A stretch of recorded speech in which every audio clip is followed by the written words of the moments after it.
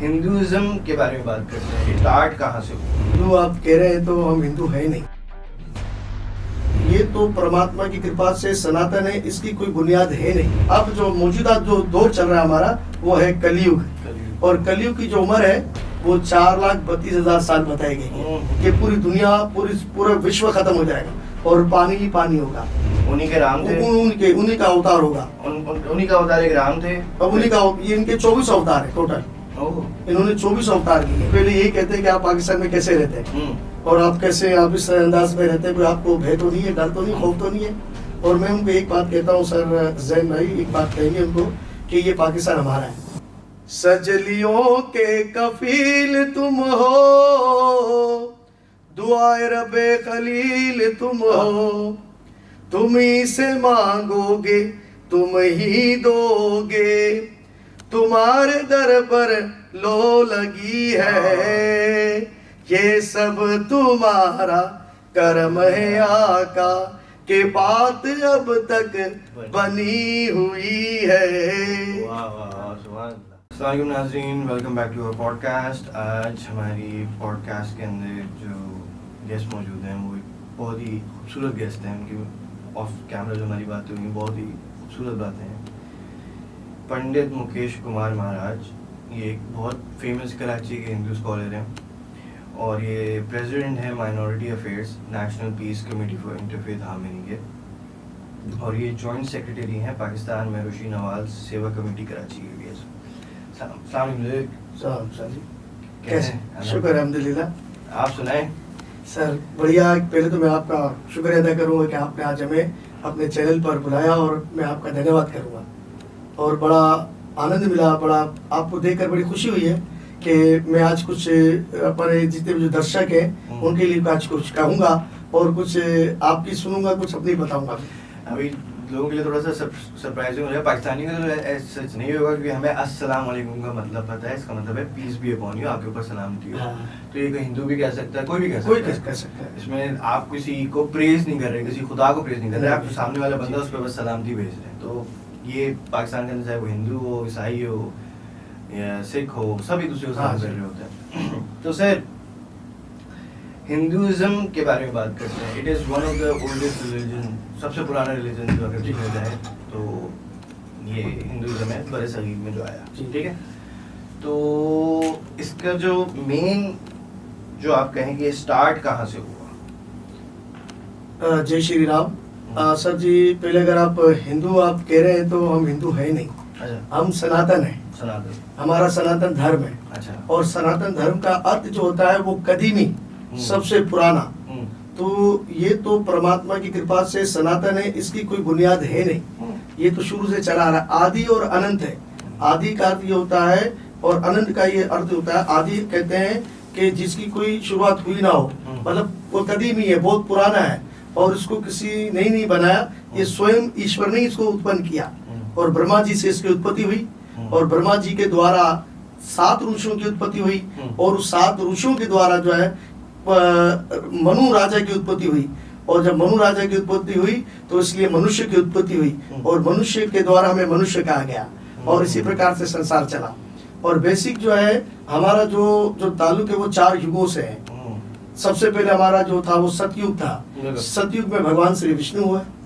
तो इसी के प्रकार से सतयुग की जो आयु थी वो 8 लाख के करीब थी। इसके बाद जो है फिर इसके बाद त्रेता युग आया और त्रेता युग में स्वयं श्री राम जी आए और जिन्होंने मर्यादा का एक सबक लोगों तक पहुंचाया, एक दर्श दिया कि संसार में रहने की क्या सभ्यता है, एक बाप का क्या कर्तव्य है, एक बेटी का क्या कर्तव्य है, एक पत्नी का क्या कर्तव्य है। जिसमें आपने कहा कि रामायण, वो रामायण के किरदार है। और राम का अर्थ है कि मर्यादा पुरुषोत्तम है। और उनका जब संसार चला इसके बाद फिर युग पलट गया। फिर दूसरा युग आया द्वापर युग और द्वापर युग के अंदर हुए भगवान श्री कृष्ण। अच्छा। भगवान श्री कृष्ण हुए जिन्होंने जो है उस समय तक जो है अपनी लीलाओं को रखा। और फिर इसके बाद जो है अब जो मौजूदा जो दौर चल रहा है हमारा वो है कलयुग। और कलयुग की जो उम्र है वो 4,32,000 साल बताई गई है। जब 5,000 साल गुजर जाएंगे तो फिर महाप्रलय हो जाएगा।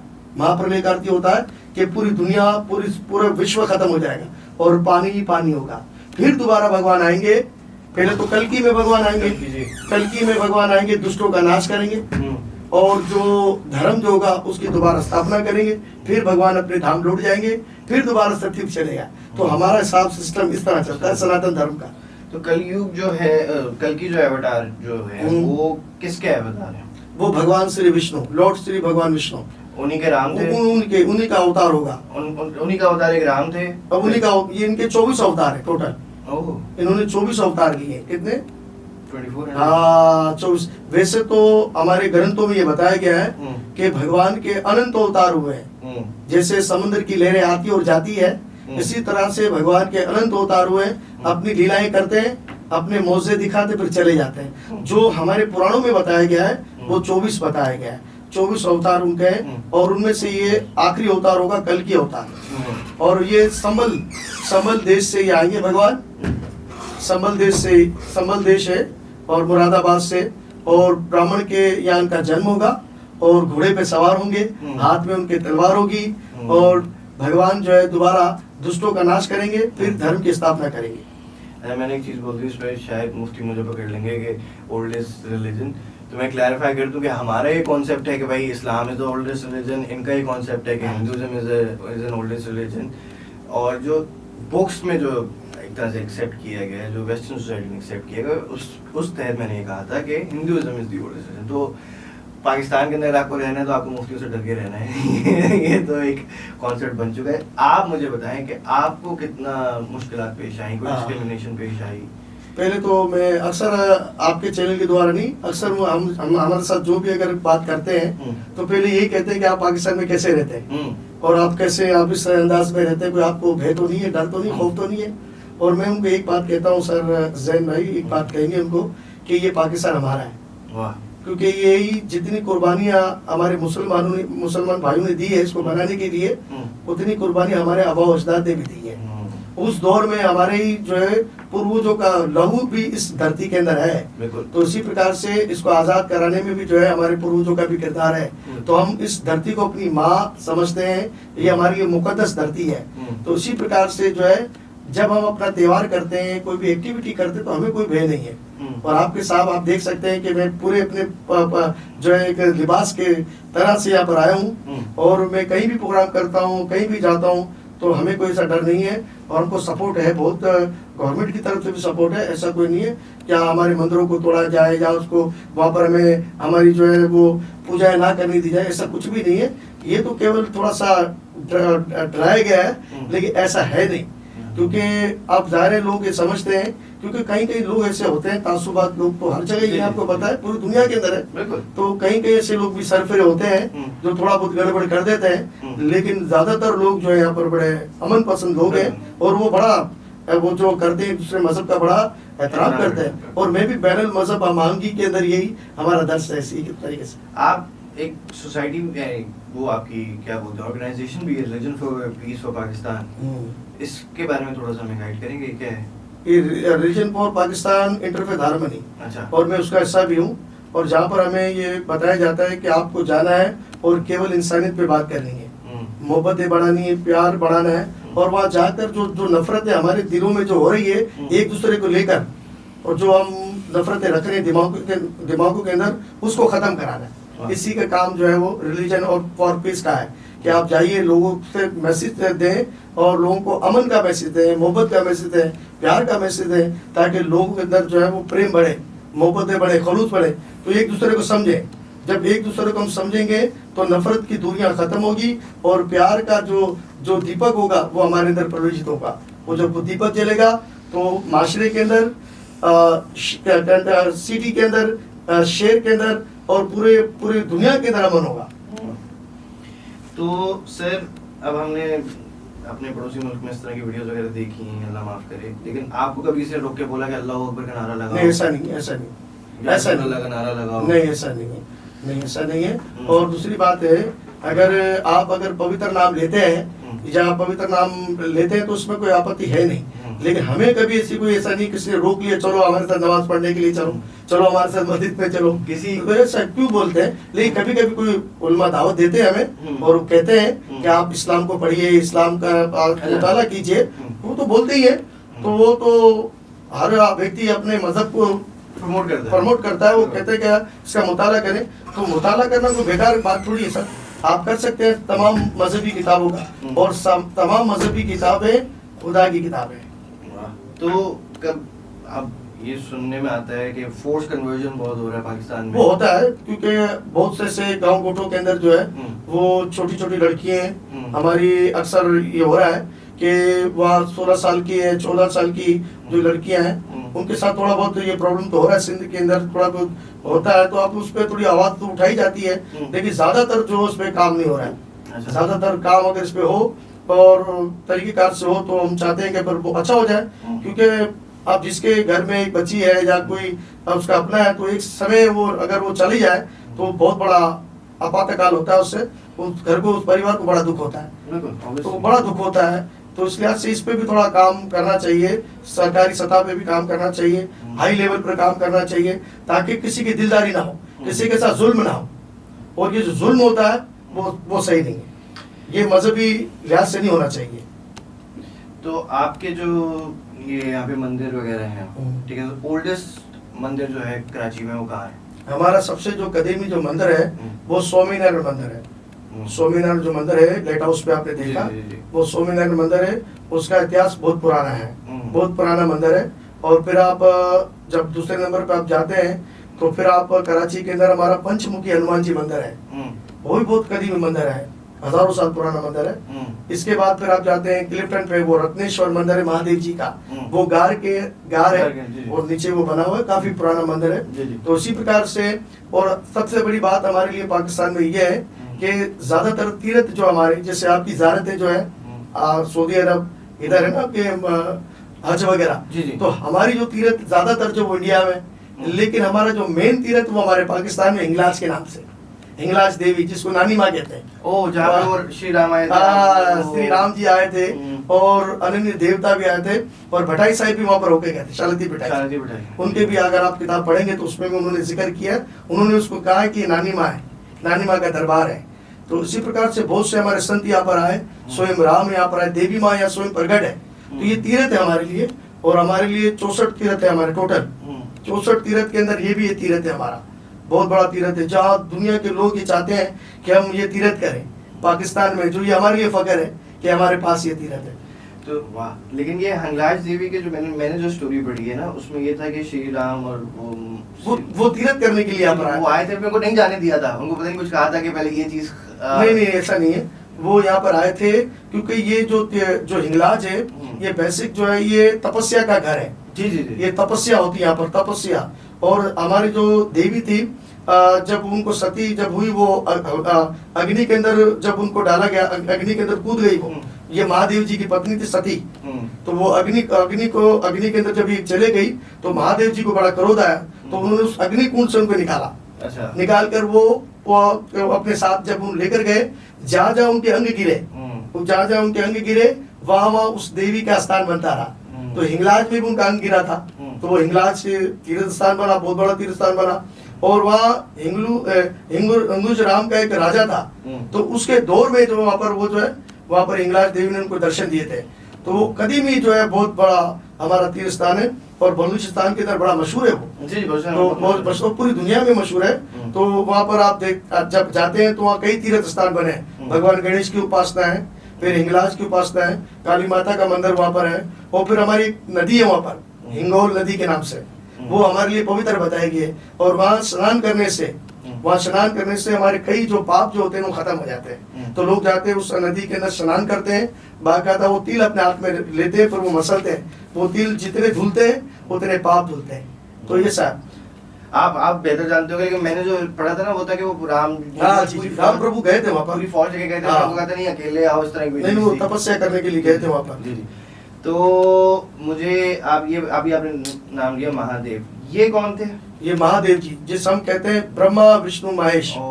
ब्रह्मा का अर्थ ये है, ब्रह्मा सृष्टि को पैदा करने वाले, ब्रह्मा जी सृष्टि को, सृष्टि मतलब दुनिया को बनाने वाले। जो मैंने आप पहले प्रवचन में आपको कहा था कि ब्रह्मा जी ने सृष्टि को बनाया, और फिर भगवान श्री विष्णु ने सृष्टि का पालन किया, और फिर इसके बाद महादेव जी को ये ऑर्डर दिया जब समय महाप्रलय का होगा तो तुम इस सृष्टि को खत्म कर देना।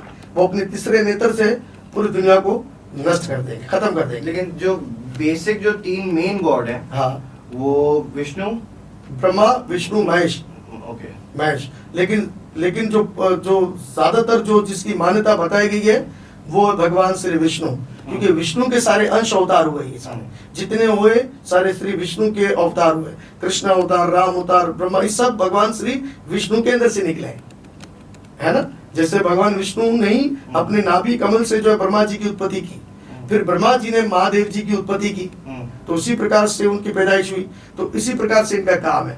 लेकिन कुछ लोग ये कहते हैं कि ईश्वर नजर नहीं आता है, वो तो गायब है। उसको हमारे दो प्रकार की भक्ति है भगवत गीता के मुताबिक। एक है निराकार, एक है साकार। निराकार उसे कहते हैं जो नजर नहीं आता है, और साकार उसे कहते हैं जो नजर आता है। तो इसी प्रकार से ये साकार स्वरूप में सारे आए, और साकार मतलब नजर आने वाले रूप में आए, और उन्होंने सृष्टि को चलाना बताया कि सृष्टि ऐसे चलेगी, सृष्टि का निर्माण ऐसे होगा, सृष्टि का सिस्टम ये चलेगा, और एक खलाकियत जो उन्होंने आकर बताया इसको। अब जब राम रूप में आए भगवान, तो उसने पूरी तरह से वो उस बातों को बताया, मर्यादा को। अच्छा, अब वो शायद आप महेश उनको कह रहे हैं, वो मेरे दोस्त, मेरे काफी सारे हिंदू दोस्त हैं वहाँ पे, तो वो एक बड़े कूल से गॉड है जिनके गले में सर्प है, सांप सांप, उसको महादेव जी कहते हैं। महादेव जी, उमापति महादेव। अच्छा। उमा के पति है, महादेव है, और उसको आसान भाषा में शंकर भगवान भी बोलते हैं।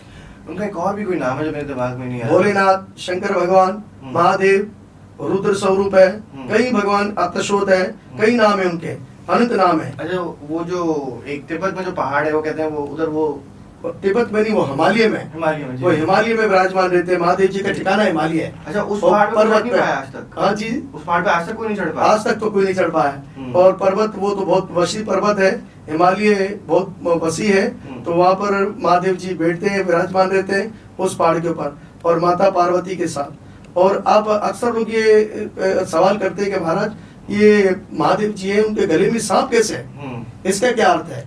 तो इसका भी एक अर्थ है कि महादेव जी अपने गले में सर्प इसलिए धारण करते हैं कि एक मौजा हुआ था कि जब मंथन हो रहा था, तो मंथन के अंदर विष निकला था। जब देवताओं और राक्षसों के अंदर मंथन हो रहा था अमृत के लिए, कि अमृत कौन लेगा, तो जब उसमें से 14 रत्न निकले, और 14 में से सबसे पहले विष निकला था। विष कहते हैं जहर को। अब देवता भी परेशान, और राक्षस परेशान, अब इसको कौन लेगा, कौन ग्रहण करेगा और कौन पिएगा? फिर भगवान विष्णु ने आदेश दिया महादेव जी को, शंकर भगवान को, आप आइए और आप इस विष को ग्रहण करें, और आप ही ग्रहण कर सकते हो, और दूसरा कोई ग्रहण नहीं कर सकता, ले नहीं सकता। फिर महादेव जी ने इस विष को पिया, और पीने के बाद इसको अंदर नहीं निकला, उनको यहाँ कंठ पे रखा, इसलिए महादेव जी का नाम पड़ गया नीलकंठ। क्या पड़ गया? नीलकंठ महादेव जी। तो उन्होंने यहाँ पर जो कंठ पे रखा, तो वो जहर उन्होंने यहाँ रख लिया। इसके बाद उस जहर की कुछ बूंदे जो थी वो धरती पे गिरी, और गिरने के बाद बताया जाता है कि उस धरती पे सर्प था, उस सर्प ने भी उसको ग्रहण किया, तो वो बहुत तरीके से उत्पात करने लगा। अब किसी ने भी उसको कवर नहीं किया, तो महादेव जी ने अपने पास ही रखा, बोला अब तुम कहीं नहीं जाओ, मेरे गले में आ जाओ, और जब तुम मेरे गले में आ जाओगे तो तुम्हारा वास यहीं पर ही होगा। तो इसी प्रकार से उनका वास वहां पर आ गया, और महादेव जी हमेशा उनके साथ रहते हैं, और उस सर्प के साथ रहते हैं।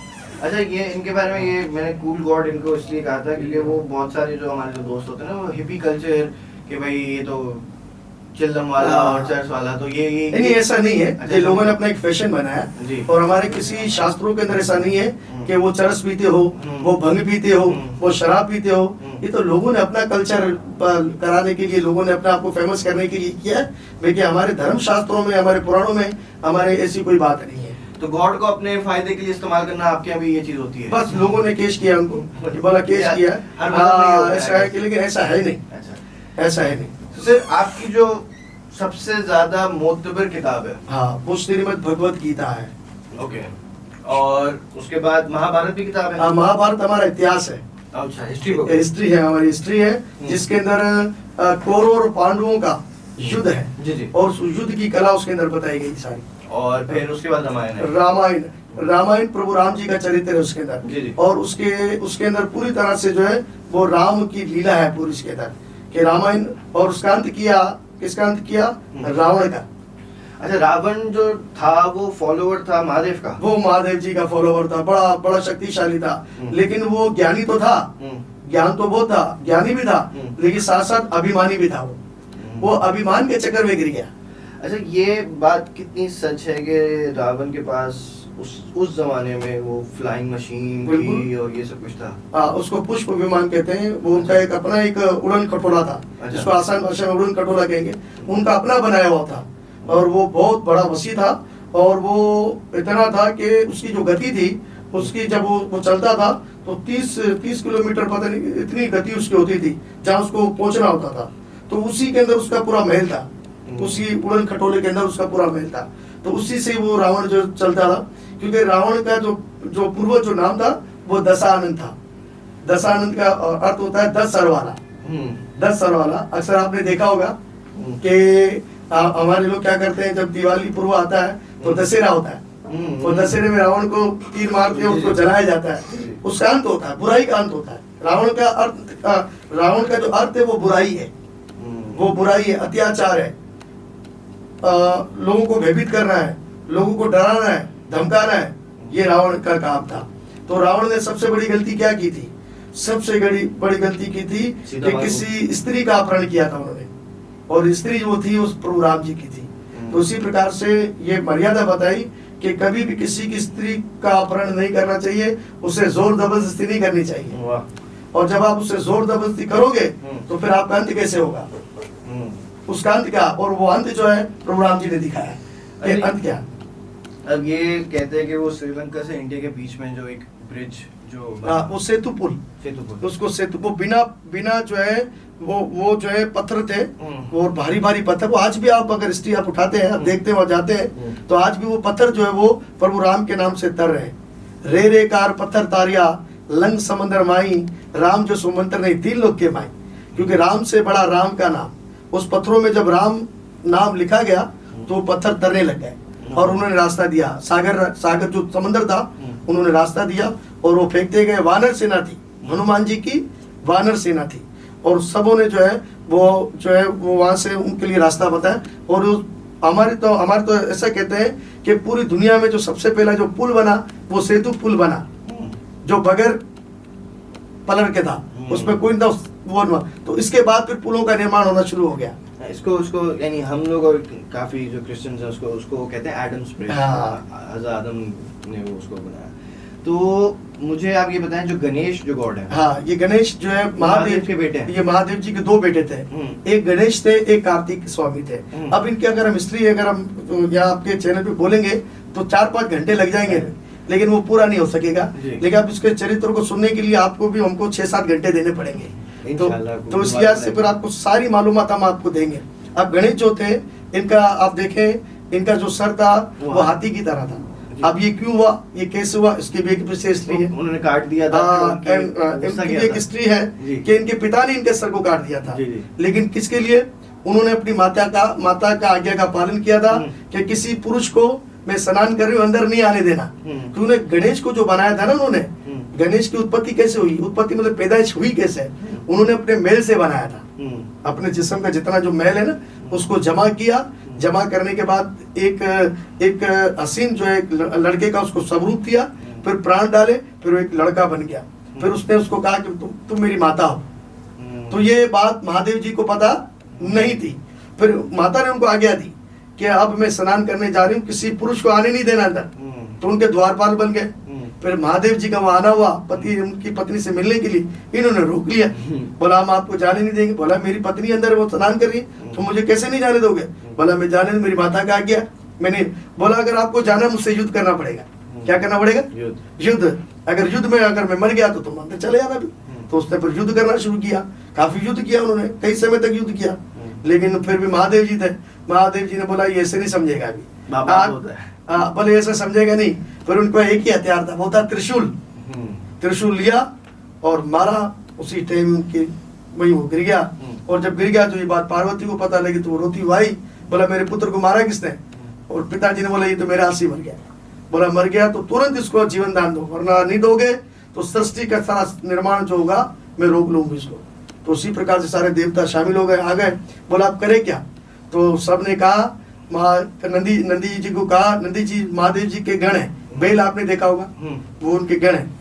अब उन सबने कहा कि भाई आप जाओ, उत्तर दिशा में जाओ, जो तुमको पहला नजर आ जाए उसका सर ले आ जाना। तो इसी प्रकार से स्वर्ग से एक हाथी उतरा इसी काम के लिए। वो उतरा, वहां पर आया तो उनको एक दंत वाला हाथी नजर आया, एक दंत दयावंत, 4 भुजाधारी, माथे पर तिलक चढ़े, मूसे की सवारी, पान चढ़े, फूल चढ़े और चढ़े मेवा, लड्डुअन का भोग लगे, संत करे सेवा। तो इसी प्रकार से वहां पर उनका हाथी का सर लिया गया और वो गणेश जी के पास जोड़ा गया। फिर उनको नाम दिया गया, आज से तुम्हारा नाम गजानंद है। क्या नाम है? गजानंद। और सबसे पहले लोग तुम्हारी पूजा करेंगे, जो भी शुभ काम करेंगे तो तुमको पहले आगेवान करेंगे, क्योंकि तुमने बलिदान दिया है। क्या दिया? और जो लोग बलिदान देते हैं ना सर, जो लोग कुर्बानियां देते हैं ना, उनको इतिहास याद रखता है। तो ये बताएं कि फिर एक फेस्टिवल आता है जिसमें इनकी मूर्तियां बनाई जाती हैं, फिर इनको पानी में बहाया जाता है, क्या किया जाता है? नहीं, वो होता है गणपति विसर्जन। अच्छा, उसको कहते हैं गणेश विसर्जन होता है। वो हमारे जो धर्म के मुताबिक गणेश को उस दिन जो है वो मेहमान के रूप में बुलाया जाता है। कि कोई 11 दिन रखता है, कोई 9 दिन रखता है, कोई 7 दिन रखता है, कोई 4 दिन रखता है, कोई 1 दिन का गणेश रखता है। अब वो गणेश की मूर्ति होती है बालू रेत की बनाने का हमको आदेश है, चिकनी मिट्टी की बनानी चाहिए। किसकी? कौन सी मिट्टी? उसका आकार वगैरह हम देते हैं, हम बोलते हैं गणेश का रूप है।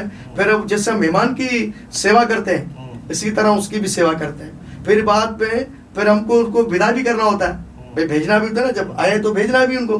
फिर हम क्या करते हैं, उसको नाच गा के ढोल बाजी के साथ हम क्या करते हैं, पानी के अंदर उसको छोड़ के आते हैं, विसर्जन करते हैं। क्या करते हैं? फिर वो जो चिकनी मिट्टी होती है ना, वो पानी के अंदर ही घुल जाती है।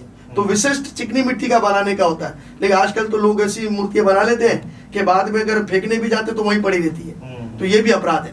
चिकनी मिट्टी का होना चाहिए, और कम से कम आपको इतना दूर जाना चाहिए जहां पर वो आप जब गणेश को डाले तो उसी टाइम वो नीचे जाकर पिघल जाए, 5 तत्वों में मिल जाए, अग्नि, वायु, आकाश, धरती, जल के अंदर मिल जाए, समावेश हो जाए।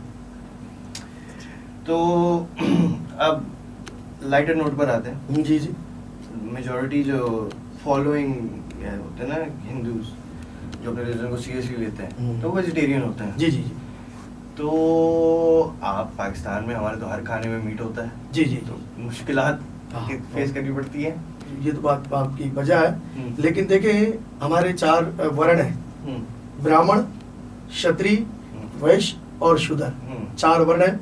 लेकिन हमारे सनातन धर्म के अंदर जीव हत्या मना किया गया है, कि किसी को भी काटना और किसी का गोश्त खाना, गोश्त को पकाना, इसको मना किया गया है और सख्ती से मना किया गया है। लेकिन क्या करें कि कुछ लोग इसका पालन करते हैं, कुछ लोग नहीं पालन करते हैं। जो ज्यादा धर्म से जुड़े हुए लोग हैं, जो ज्यादा धर्म से जुड़े हुए लोग हैं, वो ज्यादा इसका पालन करते हैं। और वो 4 नियम है हमारे सनातन धर्म के, और आपके आज चैनल के द्वारा मैं बताना चाहूंगा, और काफी लोग इसको सुनेंगे आज।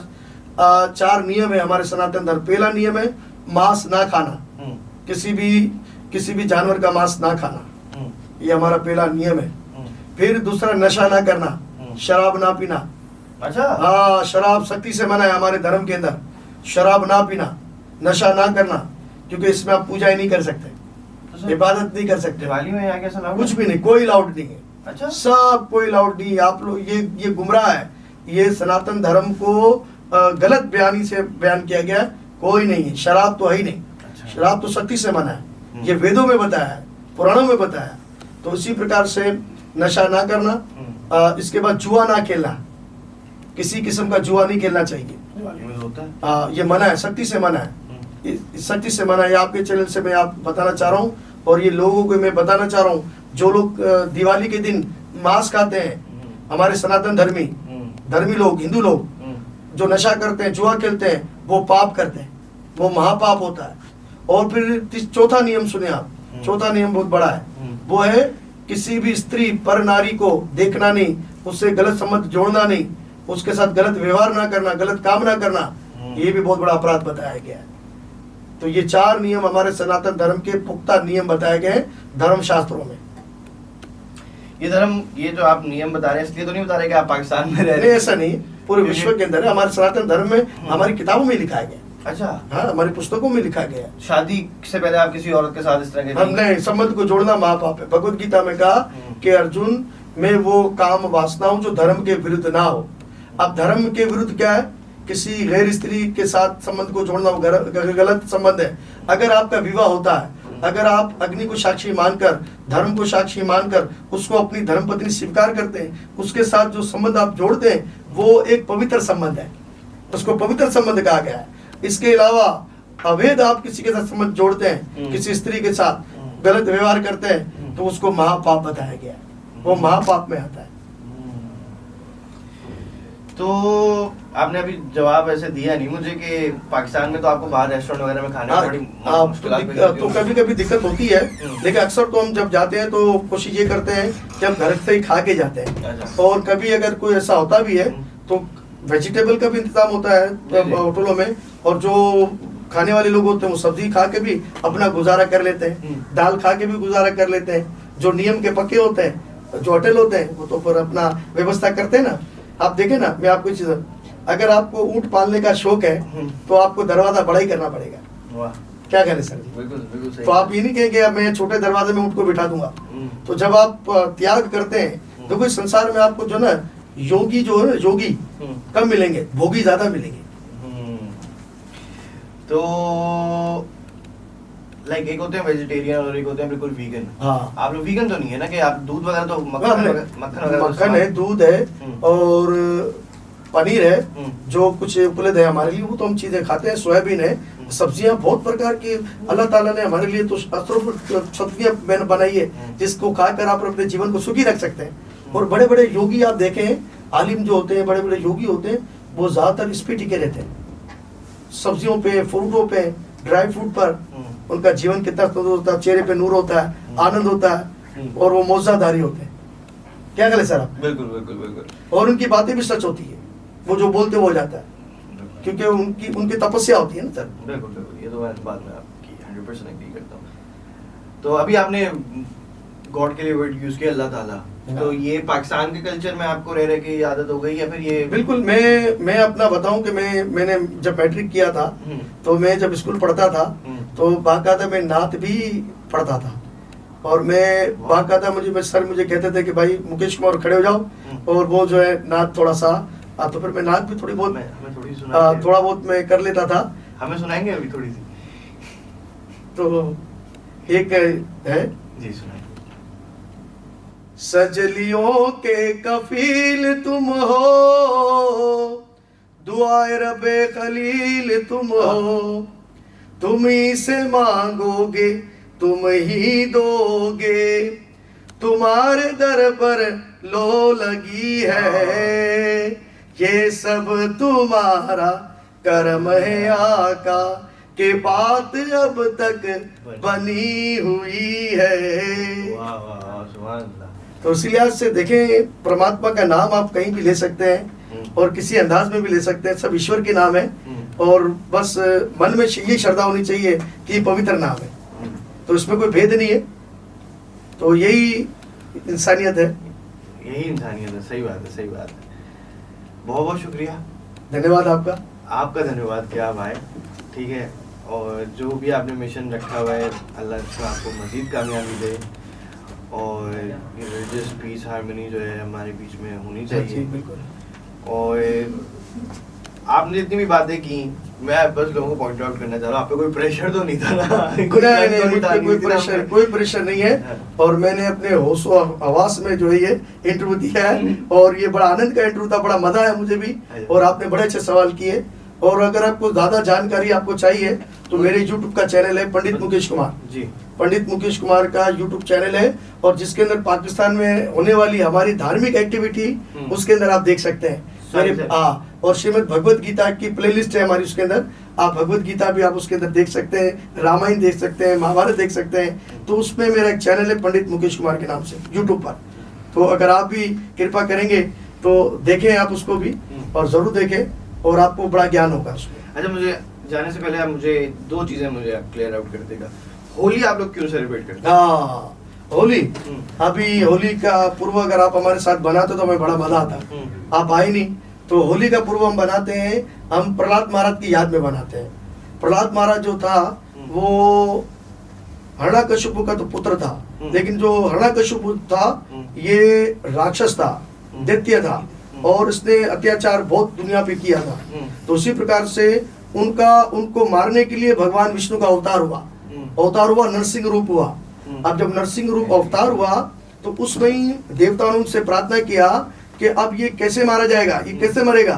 तो फिर भगवान ने कहा कि अब ठहर जाओ, मैं इसी के घर में, इसके कुल के अंदर, इसी के घर में इसका बेटा पैदा करूंगा और उसका नाम होगा प्रहलाद। अगर ये प्रहलाद को मारेगा, उसको अत्याचार करेगा, क्योंकि मेरा भक्त होगा वो, अपना मान टले टल जाए पर भक्त का मान न टलते देखा, प्रभु को नियम बदलते देखा।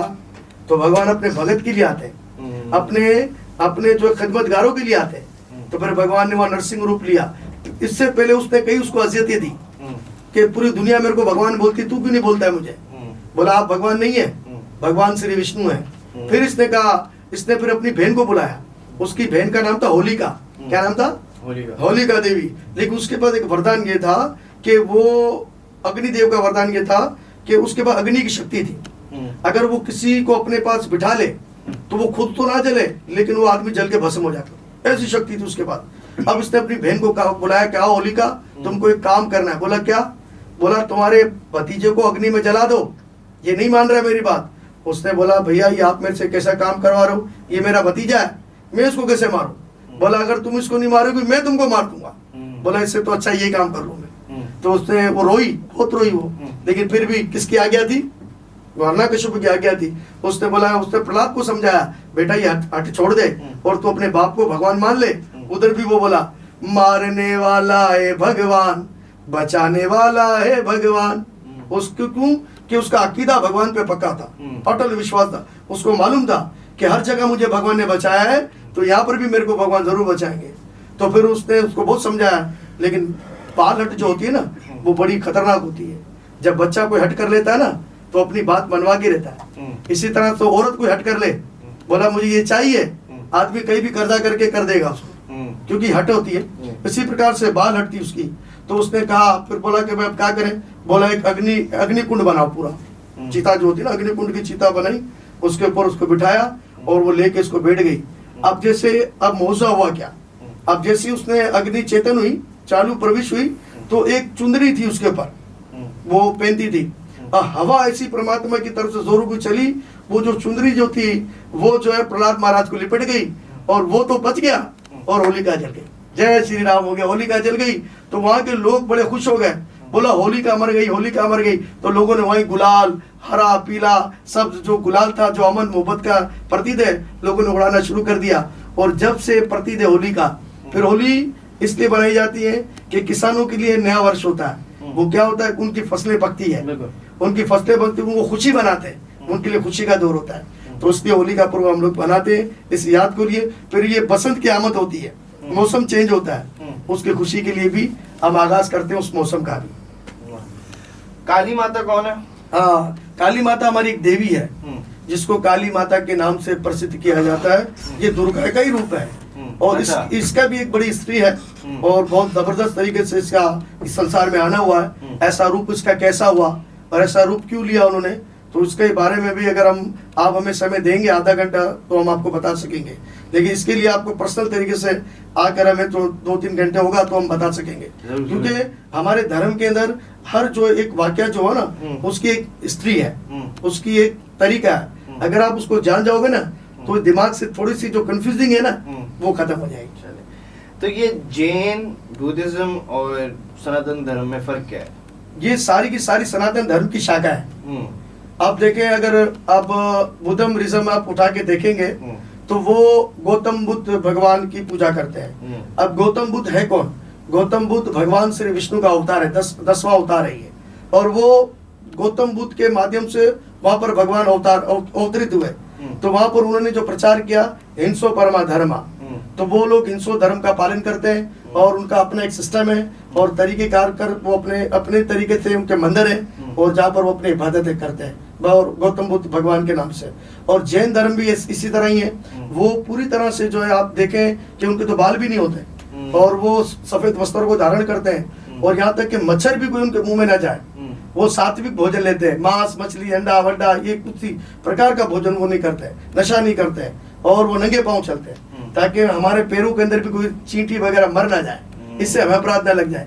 तो उसी प्रकार से उनका अपना एक स्टेप है। ये सारे के सारे धर्म बने, ये सारे जो धर्म जो बने, जैन धर्म हो, बुद्ध धर्म हो गया, और जो दूसरे धर्म हो गए अपने नीचे तरीके के, तो सारे के सारे ये सनातन धर्म से निकले, जिसकी शाखाएं हमारी, ये सारी हमारी अपनी शाखाएं हैं ये। हमारे जो मुसलमान हो गए, ईसाई हो गए, यहूदी हो गए, हाँ, हम लोग इब्राहिमिक फेथ पे आते हैं, आप लोग ये इसी तरह ही हमारे, अब उनका सिस्टम अलग है, उनका उच्चारण अलग है, उनका कल्चर अलग है, इसी तरह थोड़ा सा सिस्टम अलग अलग, लेकिन करते इबादत एक उस ईश्वर की है, उस परमात्मा की है। हो गया, एक मिनट का है, हो गया। ओके सर, एक बहुत बचकाना सवाल है आपके लिए भी। मुझे ये बताएं, जब इंडिया पाकिस्तान को मैचेस हरा देता है, कभी किसी ने कहा कि भाई जाओ इंडिया जाओ, इनको इंडिया वापस भेजो? आपको नहीं ऐसा तो नहीं, ऐसा तो ये तो मैच है, और कभी कभार अगर ऐसा मैच होते भी है तो हम तो फुल सपोर्टर पाकिस्तान के ही ना सर जी। पाकिस्तान जीते, और पाकिस्तान जीते तो हमारा वकार हो, हमारा नाम हो, और कभी भी हमें ऐसा किसी ने नहीं कहा कि इंडिया जो है वो तुम ये चाहते हो कि इंडिया जीते पाकिस्तान हारे, कभी नहीं। मुझे तो कभी ऐसे दो जने कभी दोस्त मजाक में कहते भी है, यार तुम तो इंडिया के सपोर्टर होंगे, तो हम बोले हम इंडिया के सपोर्टर क्यों होंगे, हमें खाना या रहना या और हमारा रेन से नहीं है, तो हम उसका क्या उसको सब तो ये चाहते हैं कि पाकिस्तान मैच जीते, और कभी भी अगर मैच होता है तो मैं तो सपोर्टर पाकिस्तानी हूँ, क्योंकि मेरा तो पसंदीदा खिलाड़ी जो है वो इमरान खान साहब है। अच्छा जी जी। तो वो होता है ना, बाहर के लोगों ने घरों के बाहर आ गए, बोला कि इसको, जैसे इंडिया में तो होता है, नहीं अपने ऐसा नहीं है, भगवान की अभी तो ऐसा हुआ नहीं है, और कभी ऐसा होगा भी नहीं, अल्लाह चाह कि ऐसा होना तो अच्छी बात है। कभी ऐसा नहीं हुआ कि अगर इंडिया से पाकिस्तान हार गया तो बड़ा अब फसाद हो गया, मैं बाहर चला गया, मुझे लोग इंतजार में मेरे गए, मारा जाएंगे तो उसको पकड़ेंगे, ऐसा तो नहीं हुआ कभी यार, कभी नहीं हुआ ऐसा, कभी नहीं। और हम तो चाहते हैं तो मैच है, और मैच तो दिलचस्पी से देखा जाए, मोहब्बत से, और एक को तो हारना ही होता है, दो खेलेंगे एक तो हारेगा ही। बिल्कुल। पाकिस्तान जिंदाबाद। Thank you so much sir, धन्यवाद सर, आपका बहुत बहुत धन्यवाद कि आपने हमें यहाँ पर बोलने का मौका दिया, और आपका मैं शुक्रिया अदा करूँ। आपका शुक्रिया कि आप आए। Thank you very much sir, thank you very much, धन्यवाद।